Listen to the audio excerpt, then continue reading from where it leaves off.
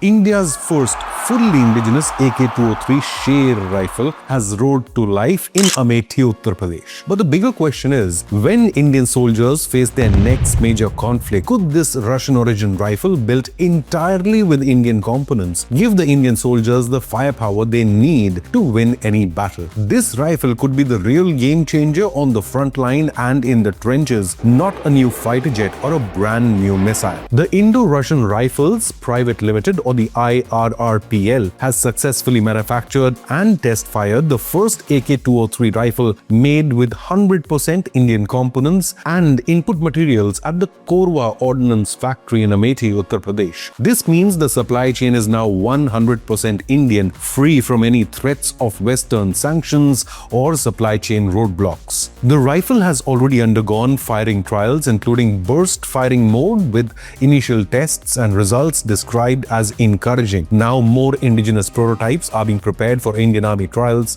which are scheduled for September 2026. This is important as the AK-203 is being positioned as the long-awaited successor to the INSAS rifle. And if the Indian Army clears the Sher or the Tiger, India will be moving towards a truly modern assault rifle. Major General S.K. Sharma, IRRPL's CEO and Managing Director, called the achievement a moment of immense pride, revealing that every component has been sourced from Indian industry. He describes it as true end-to-end 100% genuine indigenization and Atmanirbhar Bharat in action. So what makes the Sher significant in the battlefield?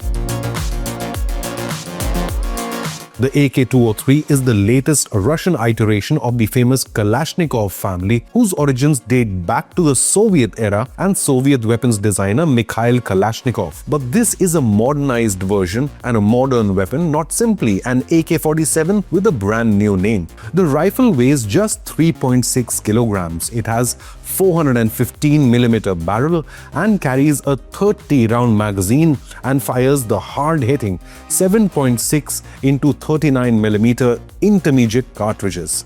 It also has an impressive firing range of 700 rounds per minute, while its sighting and engagement capacity extends to about 800 meters. The AK-203 has adjustable folding buttstock, redesigned safety switch and improved pistol grip, which are intended to make handling easier. Built-in rails allow soldiers to mount equipment including red dot sights, night vision devices and tactical flashlights. This combination and flexibility matters for infantry operations across India's demanding battlefields, varied terrain and weather conditions, where soldiers may need a compact yet robust rifle capable of delivering substantial firepower from short to medium ranges. The comparison with INSAS is equally important. The INSAS was introduced in the 1990s, but it faced complaints including jamming and magazine cracking in freezing conditions. INSAS was heavier at 4.1 kilograms and used a smaller 20-round magazine to fire 5.5 into 45mm cartridge. So the AK-203 is lighter, it carries 10 additional rounds and uses the heavier 7.6 into 39mm round for more damage. India and Russia agreed in 2019 to co-manufacture these rifles. The IRRPL was established as a four-way joint venture involving Advanced Weapons and Equipment India Limited and Munitions India Limited on the Indian side, and Russia's Kalashnikov concern and Rosboron Export. Initially, Indian production depended on imported knockdown kits. The first rifle supplied to the Indian Army in 2024 used imported components. Domestic content then increased progressively, reaching about 50% by mid-2025. Now India has reached 100% localization.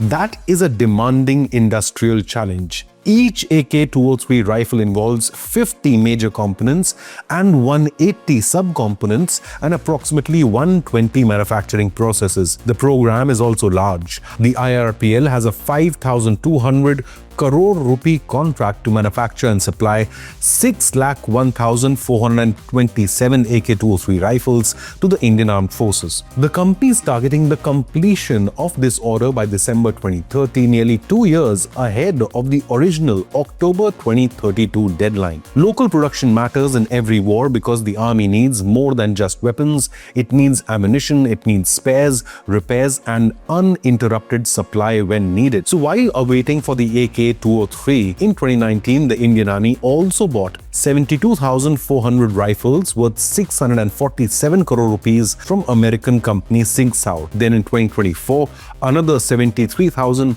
716 rifles were ordered for 837 crore rupees. Now, a fully indigenous AK-203 supply chain could reduce such overseas dependence and give India greater flexibility in any prolonged conflict when international supply routes often become uncertain. Now, in September, Indian Army trials will be crucial. The Sher still has to prove itself under military evaluation and combat conditions before becoming the backbone of Indian Army's infantry divisions. India's AK-203 Air Defense Command System has achieved a global first by seamlessly integrating Russian and Western weapons into one network at just 2 to 3 milliseconds latency.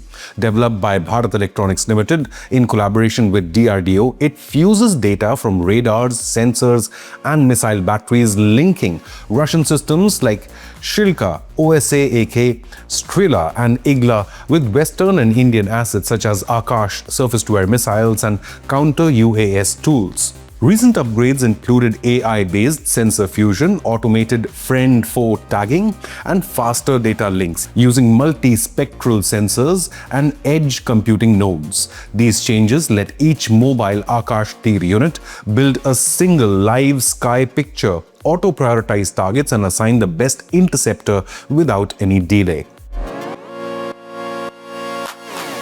Defense Minister Rajnath Singh laid the foundation for 5 mega brownfield expansion projects of nearly 3,500 crore rupees for the expansion of defense manufacturing in West Bengal. The expansion projects are being done with Garden Reach Shipbuilders and Engineers Limited and Yantra India Limited, and will also strengthen metallurgical and manufacturing capabilities. The new projects are aimed to build a new shipbuilding facility in Raichak, South 24 Parganas, with investment of over 2,500 crore rupees, another shipbuilding and repair facility at Timber Pond, Howrah, with an investment of nearly 100 crore rupees, a medium-sized vessel repair center at Damodar facility in Kolkata. This will also produce electric ferries and small boats with investment of about 70 crore rupees.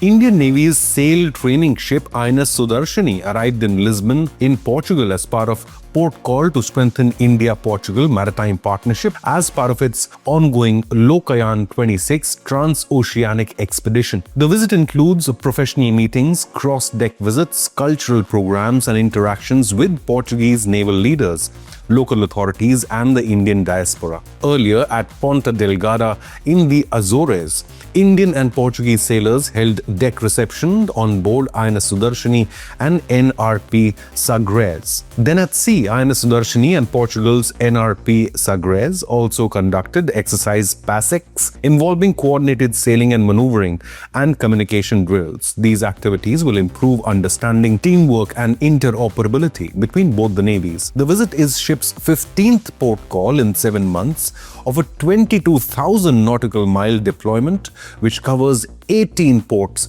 in 13 countries across the world. But what do you believe? Is it time for a truly Indian rifle to make a global impact? Leave a comment, hit the like button, and subscribe to Inconnect News.